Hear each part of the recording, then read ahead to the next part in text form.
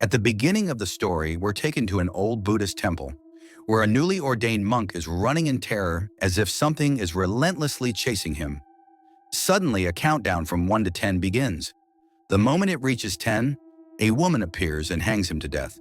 But the shocking part is that the woman is actually the monk's own mother, who has been possessed by a vengeful spirit. As the monk dies, a strange 12-sided die slips from his hand. That die belongs to an ancient board game said to connect the world of the living with the realm of spirits. According to the legend, anyone who starts the game can never escape it until they reach the center of the board. The story then shifts to the present day. Ban, Tan, and Jod are skipping their Buddhist studies class and secretly playing a board game when their teacher, Mrs. Au, catches them. Another student named Priktai has skipped class as well. As punishment, Mrs. Au orders all four of them to attend a Buddhist camp. After school, Jod and Tan are riding home on Jod's scooter when Officer Pao pulls them over and issues them a fine. Since they can't pay, Pao impounds their scooter. His junior officer wonders why he's being so harsh on Jod. Pao explains that Jod's nickname is Cutter because he once stabbed one of his classmates with a knife. The next day, Jod, Ban, Tan, Praktai, and Mrs. Au arrive at the Buddhist camp. The students are assigned mandatory duties like cleaning the temple grounds and practicing meditation. After the meditation session, Mrs. Au tells the head monk that the students' parents will come to pick them up in the evening. The monk instructs everyone to wait outside the ordination hall until their families arrive. As evening falls, Ban, Tan, Jod, and Priktai wait outside the hall. But Ban's sister, Belle, who was supposed to pick them up, never shows up. Even after an hour, there's still no sign of her. Tan starts getting nervous. He remembers hearing a terrifying story that a young monk had once been murdered inside this very hall by his own possessed mother. Tan then says something even creepier. He believes Priktai might actually be a ghost because her entire family died in a car accident, and she was supposedly the only survivor. Jod brushes it off, telling him it's just his imagination. Just then, they hear mysterious footsteps coming from inside the ordination hall. For a moment, everyone freezes, but it turns out to be Priktai. She laughs and says ghosts aren't real and that those stories are nothing but superstition. Priktai then asks the others to come inside because she's found something unusual. Tan refuses, convinced they shouldn't enter the hall. But despite all his warnings, Ban and Jod ignore him and head inside anyway. Deep inside the hall, they discover a hidden pit. Buried within it is a mysterious object wrapped tightly in old cloth. Tan insists that if someone hid it there must have been a reason, and they should find out what it is before touching it. But Ban doesn't listen. He unwraps the bundle, revealing an ancient board game with a 12-sided die resting on top. Nearby, Priktai quietly discovers an old mythical manuscript, but she keeps it a secret from everyone else. The moment Ban picks up the die, the ancient board game suddenly unfolds and comes to life. Curious, Tan reaches out to take a closer look.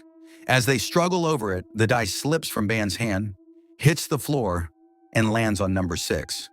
Just then, 6 spaces on the board suddenly begin to move on their own. George rolls the dice next, and the blocks shift exactly as the number shows. But when he tries rolling again, nothing happens. Then it's Tan's turn, and this time the board moves 10 spaces. The group realizes they're playing something that works like snakes and ladders. Whoever reaches the center first wins. But this board is different. It has 4 separate paths. Ben then invites Priktai to join the game. As soon as she rolls the dice, her piece moves 8 spaces, and every number on the board suddenly disappears. A small note slowly rises from the center of the board. It reads, "The first one has arrived. Beware.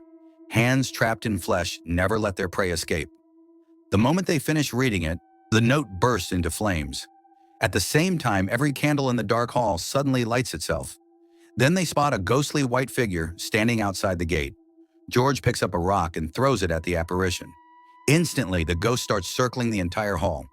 Terrified, Tan turns and runs, but the creature lunges at him and sinks its teeth into his shoulder. George rushes in, kicks the monster away from Tan, and the group bolts out of the hall. But before leaving, Priktai grabs the mysterious board game. Just then, Belle arrives to pick them up. As they're driving away, her car suddenly slams into someone standing in the road, leaving her completely shaken. But Ben quickly tells her it wasn't a human and urges her to keep driving. The truth is, Belle had just hit the ghost. The friends finally escape in Belle's car and stop at a nearby gas station. Furious and confused, Belle demands to know what that horrifying creature was. Prigtai pulls out an ancient manuscript and begins reading it. According to the text, this isn't just an ordinary board game. It's actually a portal connecting the human world to the realm of spirits. It was created long ago by a black magic cult. Anyone who starts the game is forced to keep playing until they reach the center of the board. But there's one terrifying rule. If no one wins before sunrise, every single player will die a slow, agonizing death. Hearing this horrifying truth leaves everyone speechless. George says that if he'd known what they were getting into, he would have brought the Buddhist amulet he keeps at home. Without wasting another second, the group rushes to Belle's house. Inside, they gather in a small family shrine.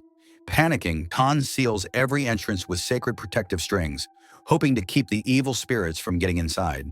With no other choice, the four friends continue the game. As soon as Prigtai completes her final move, another note emerges from the center of the board. It reads, "This demon is incredibly cunning. It will try to take control of your mind. Do not fear. Do not hide. If you become possessed, your mind will be corrupted beyond repair." The instant Belle finishes reading the warning, she starts hearing strange whispers echoing around her. Drawn by an unseen force, she slowly walks toward the large mirror standing in the room. The moment Belle looks into the mirror, a ghost suddenly crawls out from inside the glass. Instantly, she starts hallucinating, believing she's trapped in a dark, endless forest. Just like the note had warned, her mind has been completely corrupted. The evil spirit has taken full control of her body.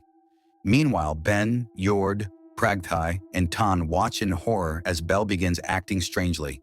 Now completely possessed, she grabs a sharp knife from the table.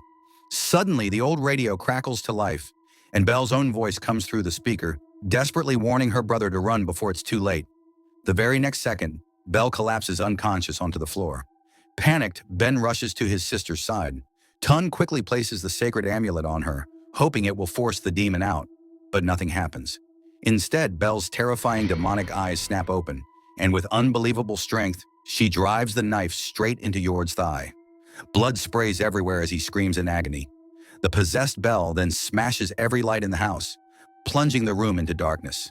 Ben immediately turns on his phone's flashlight, but the second he points it toward the ceiling, everyone freezes in terror. Belle is clinging upside down to the ceiling like a giant spider. The horrifying sight makes Tan scream in fear. He tries to escape, but the door is locked. In the next instant, Belle drops from the ceiling onto Tan, pinning him to the floor.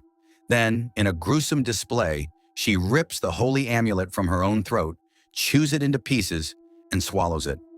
The sacred charm has absolutely no effect on the demon. Tun barely manages to crawl away and hide beneath a table. Speaking in a twisted, demonic voice, Belle tries to manipulate Ben by saying she just wants to see their mother. But the moment he gets close, she lunges at him. Thankfully, Jord rushes in from behind and slams a chair into Belle's head, knocking her unconscious. The group quickly ties Belle to a wooden pillar with thick ropes. By now, they've realized there's no escaping these spirits. The cursed board is actually a portal between the human world and the spirit realm. And since the ghosts can take physical form here, they can be killed with ordinary weapons. Everyone heads down to the basement to arm themselves. Ben grabs a heavy chainsaw, Pragthai takes an axe, and Jord picks up a shotgun. According to the cursed dice, a new challenge appears exactly every hour. That means they must survive 1 full hour before the next nightmare begins. The dice roll once again, and another terrifying note appears. The spirits of the deep forest hide within the branches of the trees. The forest itself will hunt its prey. Those who let their guard down will lose their lives. Cut down the trees if you want to survive.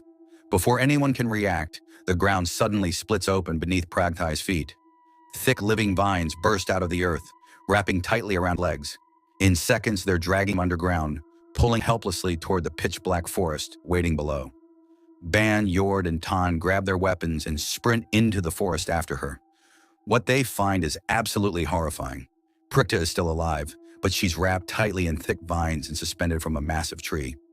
The moment they rush in to rescue her, the thorn-covered vines come alive like venomous snakes, striking at them from every direction. Fighting through the attack, they slash the vines apart and finally free Prikta. Just then, a gigantic ghost emerges from the darkness. It has the power to control the living trees around it. With a single motion, the creature traps Ban, Jord, and Prikta in the vines all over again. Terrified, Tan turns and runs away. But he wasn't abandoning his friends. Instead, Tan finds a pesticide tank, fills it with gasoline, lights the nozzle, and turns it into a homemade flamethrower. He charges back like a hero and unleashes a stream of fire, burning away the attacking vines. The ghost, however, strikes back and knocks the flamethrower out of Tan's hands. Without wasting a second, Ban grabs the fuel hose and sprays gasoline all over the monster. Prikta ignites it, and the ghost is instantly engulfed in flames, burning to ashes where it stands. Meanwhile, Officer Pao hears the gunshots coming from the house and arrives with his junior officer.